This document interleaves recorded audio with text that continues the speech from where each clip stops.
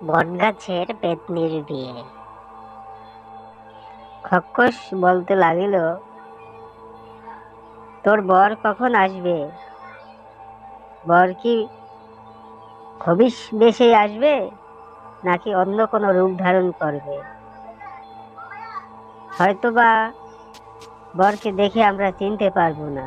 আমি আসার সময় পথে দেখে আসলাম একটি ব্রাহ্মণ বর বেশে দাঁড়িয়ে আছে জঙ্গলের ভিতরে। আমি এক্ষুনি যাব, তাহলে যদি ওটাই হয় বর, তাহলে আমি ওই বরকে জঙ্গলের থেকে তুলে নিয়ে আসছি আমাদের কাছে।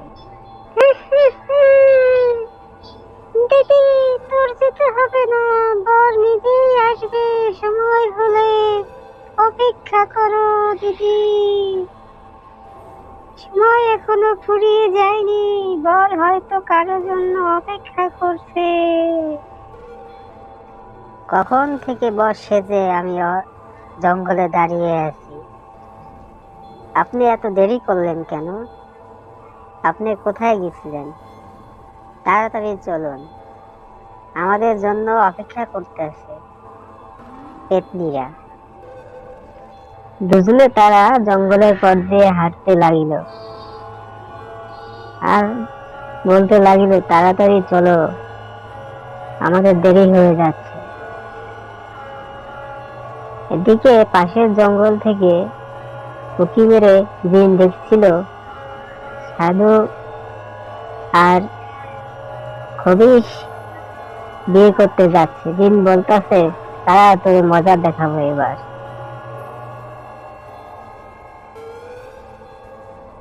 এই গভীর জঙ্গলে কিভাবে এলে তুমি?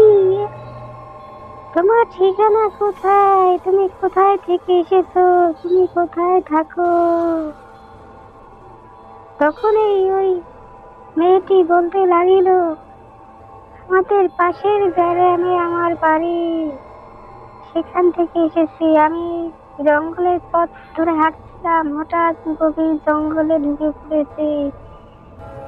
তুমি তো দেখতে অনেক সুন্দর, তুমি কোথায় যাচ্ছ? বিয়ে করতে নিশ্চয়ই। আমাকে নিয়ে যাবা? তখন বললো, চলো তোমাকে নিয়ে যাই, তুমিও আমার সাথে যাবে।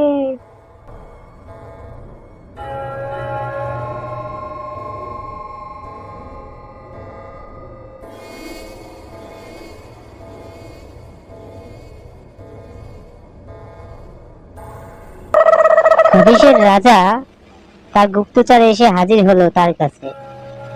বলল, রাজা, বটগাছের পেত্নীর তো বিয়ে হয়ে যাচ্ছে ছোট খবিশের সাথে।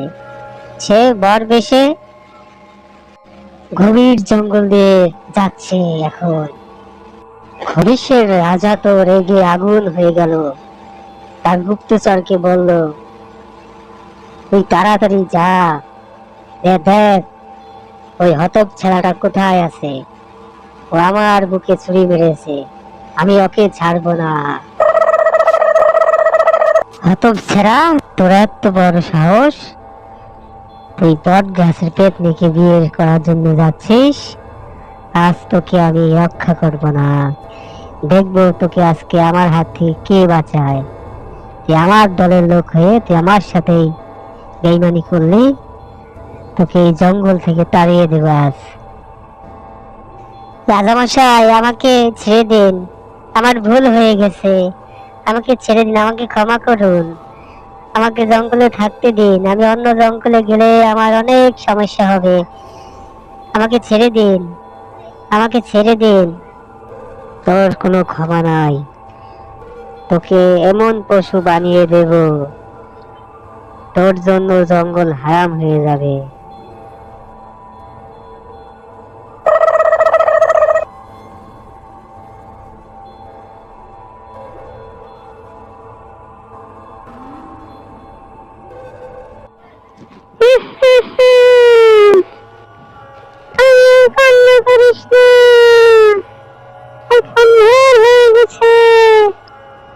বট গাছে ফিরে চল, এখন আর এখানে থাকা যাবে না। কাছে ফিরে চল, আমার কান্না বলছি আমি। লাল্লু চোরা রাতে চুরি করে জঙ্গলের পথ ধরে বাড়ির দিকে রওনা হলো। লাল্লু চোরা হাঁটতে হাঁটতে বাঘের গুহার সামনে গিয়ে দাঁড়ালো। লাল্লু চোরা ভাবলো এখন এই গুহার ভিতর ঢুকে একটু জিরিয়ে নেই। তখনই লাল্লু চোরার কানে গুহার ভিতর থেকে শব্দ আসলো। লাল্লু চোরা তো ভয়ে শেষ। খাও নাও খাও, মানুষের গন্ধ পাও, কি মজা, মানুষ আমার গুহার ভিতরে এসেছে। লাল্লু চোরা বাঘ দেখে ভয়ে অজ্ঞান হয়ে গেল।